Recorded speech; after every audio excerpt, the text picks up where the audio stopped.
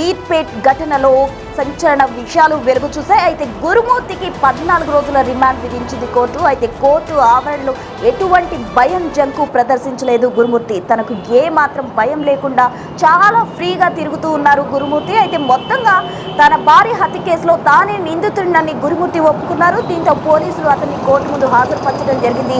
14 రోజుల రిమాండ్ అయితే కోర్టు విధించిన పరిస్థితి. అయితే కోర్టులో జడ్జి అడిగిన ప్రశ్నలకు ఏమాత్రం భయం బెరుకు లేకుండా గురుమూర్తి సమాధానం చెప్పారు. అంత మాత్రమే కాకుండా న్యాయవాదిని పెట్టుకుంటావా అని జడ్జి అడిగిన ప్రశ్నకు తనకు అవసరం లేదని జైల్లోనే ఉంటా అంటూ కూడా గురుమూర్తి చెప్పిన పరిస్థితి కనిపిస్తుంది. అయితే మొత్తంగా జైల్లోనే ఉండడానికి గురుమూర్తి ఇష్టపడ్డాడు తప్ప న్యాయవాదిని కూడా పెట్టుకోవడానికి ఇష్టపడిన పరిస్థితి కనిపిస్తుంది. మరోవైపు భార్య మాధవిని హత్య చేసిన చోటే పిల్లలతో కలిసి గురుమూర్తి ఉన్నారు.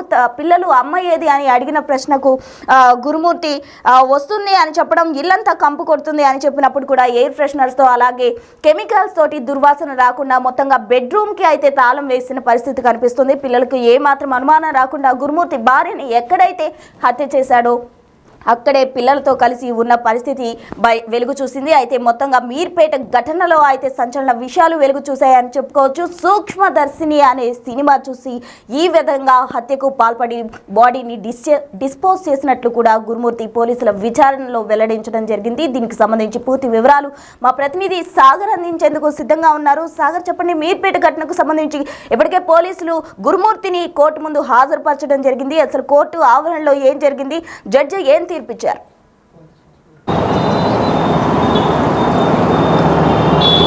ప్రస్తున మీర్పేట్ వెంకటమాధవి సంచలనం సృష్టించినటువంటి వెంకటమాధవి హత్య కేసులో గురుమూర్తి రిమాండ్ విధించిన సందర్భంలో కూడా కోర్టు హాల్లో కూడా కొన్ని విస్తుపోయే విషయాలు కూడా బయటకు వస్తున్నాయి. ఎందుకంటే గురుమూర్తి సొంత భార్యని అతి కిరాతకంగా దారుణంగా ముక్కలు చేసి హత్య చేసి ఆనవాళ్లు లేకుండా చేసిన ఈ కేసులో గురుమూర్తిని పోలీసులు రిమాండ్ తరలించిన సందర్భంలో కూడా ఇటు పోలీసులు తరలించే సందర్భంలో కూడా ఆయన ధైర్యంగా ముందుకు వెళ్తూ కోర్టు హాల్లో కూడా చాలా ఫ్రీగా తిరుగుతూ కోర్టు అడిగిన ప్రశ్నలకు కూడా తన సులువుగా ధైర్యంగా ఎలాంటి భయం లేకుండా సమాధానం చెప్పినట్టుగా కూడా ఈ సంచలన విషయాలు కూడా బయటకు వస్తున్న పరిస్థితి కూడా కనిపిస్తుంది. అయితే 14 రోజుల రిమాండ్ విధించింది. రంగారెడ్డి 6వ అదనపు జ్యుడిషియల్ ఫస్ట్ క్లాస్ మెజిస్ట్రేట్ అడిగిన ప్రశ్నలకు కూడా తాను సమాధానం ఎలాంటి భయం లేకుండా చెప్పాడు. పోలీసులు ఏమైనా ఇబ్బంది పెట్టారంటే పోలీసులు నన్ను ఏమీ కొట్టలేదు, పోలీసులు వైద్య పరీక్షలు నిర్వహించిన అనంతరమే నన్ను తీసుకొచ్చారని చెప్పారు. న్యాయవాదిని ఏమైనా పెట్టుకుంటావా అంటే అసలు నాకు న్యాయవాది అవసరం లేదు, లీగల్ హెల్ప్కి సంబంధించినటువంటి లీగల్ ఎయిడ్ నుంచి కూడా హెల్ప్ ఏది అవసరం లేదు, నేను జైల్లోనే ఉంటానంటూ అంత ధైర్యంగా కోర్టుకు కూడా సమాధానం చెప్పినట్లుగా కూడా తెలుస్తోంది. ఇటు పోలీసులే కాదు, ఈ కేసు సంబంధించిన విషయంలో కూడా ప్రజలు కూడా అనేక సంచలన విషయాలను విస్మయానికి గురవుతున్న పరిస్థితి కూడా కనిపిస్తుంది. ఎందుకంటే అత్యంత కిరాతకంగా దారుణంగా కట్టుకున్న భార్యను వెంకటమాధవిని హత్య చేసి ముక్కలుగా చేసి పండుగ అనంతరం తెల్లారి 16వ తేదీన ముక్కలుగా చేసి ఆనవాళ్లు లేకుండా ఈ సూక్ష్మదర్శిని అనే సినిమా ద్వారా దాన్ని చూసి ప్రేరేపితుడైనటువంటి నిర్ణయం తీసుకున్నటువంటి గురుమూర్తి మొదట భార్య మృతదేహాన్ని వాష్రూమ్లోకి తీసుకెళ్లి తల మొండెం వేరు చేసి మొత్తం 4 భాగాలుగా ముక్కలుగా చేసి పూర్తిగా దానికి సంబంధించినటువంటి ఆనవాళ్లు లేకుండా చేసి పోలీసులకే ఒక పెద్ద టాస్క్గా ఒక మిస్టరీ డెత్గా వాళ్ళకు సవాల్ విసిరిన పరిస్థితి కూడా మనం చూసాం. దాదాపు 15 రోజులు దర్యాప్తు చేసిన పోలీసులు ఎట్టకేలకు కొన్ని సాంకేతిక ఆధారాలను ఈ కేసులో సేకరించారు. ఇటు శరీర టిష్యూ కావచ్చు, బ్లడ్ కావచ్చు, హెయిర్ కావచ్చు, ఈ 3 శాంపిల్స్ని FSL రిపోర్ట్ ఆధారంగా పిల్లలకు వెంకటమాధవి తల్లికి DNA టెస్ట్ ఆధారంగా కీలక ఆధారాలు సేకరించారు.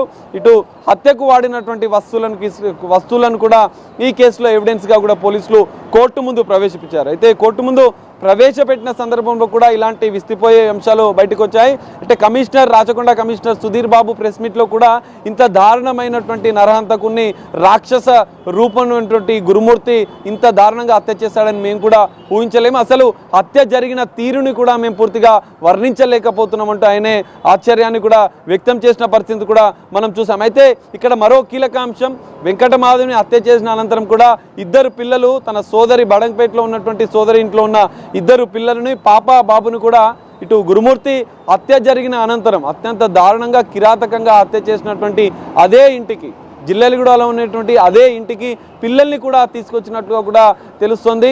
ఇంత కిరాతకంగా హత్య చేసినటువంటి గురుమూర్తి మరి పిల్లల్ని ఎందుకు ఇంట్లోకి తీసుకొచ్చాడు, 2 రోజులు పిల్లల్ని ఇంట్లోనే ఉంచినట్టుగా కూడా పోలీసుల విచారణలో తేలింది. అయితే అమ్మమ్మ ఇంటి దగ్గర నుంచి వాళ్ళ సోదరి ఇంటి దగ్గర నుంచి తీసుకొస్తున్న తరము పిల్లలకి అల్పారం టిఫిన్ చేయించిన అనంతరం ఇంటికి తీసుకొచ్చాడు. ఇంటికి రాగానే పిల్లలు అనేక మార్లు తల్లి గురించి అడిగారు. కానీ ఎన్నిసార్లు తల్లి గురించి అడిగినా డిఫరెంట్ సమాధానాలు చెప్తూ పిల్లల్ని మరిపించే ప్రయత్నం చేస్తున్నటువంటి గురుమూర్తి చేస్తున్నట్లుగా కూడా గుర్తించారు. అనంతరం వాళ్ళు ఫుడ్ అడిగినా కూడా ఆన్లైన్లో ఆర్డర్ చేసి పిల్లలకు అదే ఇంట్లో తినిపించినట్లుగా కూడా తెలిసింది.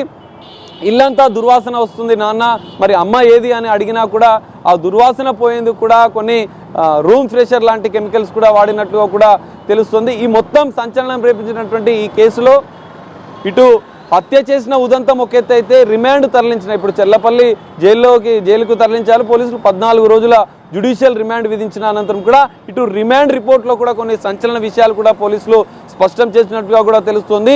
హత్య జరిగిన ఉదంతం ఏదైతే గురుమూర్తి వెంకటమాధవ్ని ఎందుకు హత్య చేయాలనుకున్నాడు, హత్య చేసిన తీరును కూడా పూర్తిగా వివరించిన పరిస్థితి కూడా రిమాండ్ రిపోర్ట్లో కూడా పేర్కొన్న పరిస్థితి కనిపిస్తుంది. ఇంత సంచలనం రేచిన కేసులో ఇటు హత్య ఉదంతం ఒక ఎత్తు అయితే హత్య అనంతరం రిమాండ్ తరలించే క్రమంలో కూడా గురుమూర్తి ప్రవర్తన అనేది అందరినీ ఆశ్చర్యానికి గురి చేస్తుంది. విస్తుపోయి కొంచెం కూడా పాశ్చాత్తాపం లేకుండా కట్టుకున్న భార్యను అత్యంత దారుణంగా కిరాతకంగా ముక్కలుగా నరికి ఆనవాళ్లు లేకుండా చేసిన గురుమూర్తిలో ఒక్క 1% కూడా కొంచెం కూడా పాశ్చాత్తాపం బాధ లేదు అని కూడా పోలీసులు ఆశ్చర్యపోతున్న పరిస్థితి కూడా కనిపిస్తుంది. రిమాండ్ తరలించిన అనంతరం తాను జైల్లోనే ఉంటాను, నాకు అడ్వకేటు నహాయసాయమం అసలే అవసరం లేదు అంటే బయటికి వెళ్తున్న సందర్భంలో కూడా అదే విధంగా ప్రవర్తించినట్లుగా కూడా పోలీసుల ద్వారా తెలుస్తుంది. మరి జైల్లోనే ఉంటాను, నేను ఎన్ని రోజులైనా నాకు ఏ శిక్ష పడినా నేను అనుభవిస్తాను, నేను హత్య చేసింది మాత్రం వాస్తవమే అని ఒప్పుకున్నటువంటి గురుమూర్తి ఇటు రిమాండ్ తరలించే క్రమంలో కూడా ఇలాంటి ప్రవర్తనను ఇటు పోలీసులు కూడా ఎక్స్పెక్ట్ చేయలేదు. అటు కోర్టు హాలు కూడా నిశ్శబ్ద వాతావరణంలో ఉంది. సమాధానాలు చెప్తున్న తీరులో కావచ్చు, తనకు న్యాయ సాయం అవసరమే లేదు, నేను జైల్లోనే ఉంటానంటూ గురుమూర్తి ప్రవహించిన తీరు కూడా ఆశ్చర్యానికి గురి చేస్తుంది. అయితే సంచలనం సృష్టించినటువంటి ఈ మీర్పేట హత్య ఉదంతం అనేది ఇంకా సస్పెన్స్ అయితే కొనసాగుతుంది.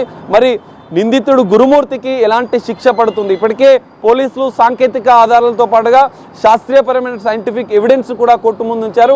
ఈ నేపథ్యంలో 14 రోజుల రిమాండ్ అనంతరం కూడా ఎలాంటి శిక్ష పడుతుంది అనేది కూడా వేచి చూడాల్సిన పరిస్థితి కనిపిస్తుంది. అయితే ఈ రోజు కస్టడీ కోరే అవకాశం కూడా కనిపిస్తుంది. కోర్టులో ఇటు పోలీసులు మీర్పేట పోలీసులు కస్టడీ పిటిషన్ వేయనున్నారు.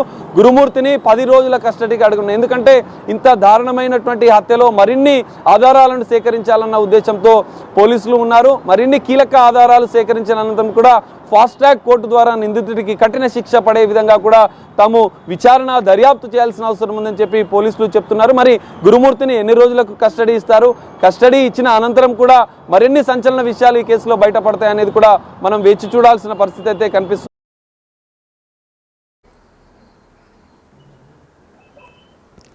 ఇక మొత్తంగా సంచలనం సృష్టించిన మీర్పేట హత్య కేసుకు సంబంధించి అయితే గురుమూర్తికి 14 రోజుల రిమాండ్ విధించింది కోర్టు. అయితే గురుమూర్తిని కోర్టులో హాజరుపరిచిన సమయంలో చాలా తన ప్రవర్తన డిఫరెంట్ గా ఉంది అని, అసలు హత్య చేశాడా అన్న అనుమానాలు కూడా వ్యక్తమయ్యే విధంగా తన ప్రవర్తన ఉంది అంటూ కూడా చెప్తున్న పరిస్థితి కనిపిస్తుంది. అయితే మొత్తంగా ఈ కేసుకు సంబంధించి 14 రోజుల రిమాండ్ అయితే విధించారు.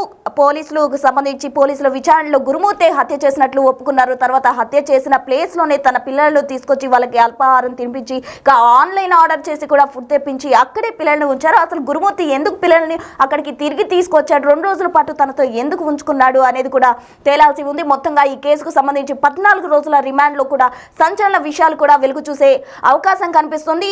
దీని తర్వాత కోర్టు డెసిషన్ ఏ విధంగా ఉండబోతుంది, గురుమూర్తికి ఎటువంటి శిక్ష విధిస్తుంది, మరణ శిక్ష విధిస్తుందా లేక జీవిత ఖైదు విధిస్తుందా అనేది తేలాల్సి ఉంది.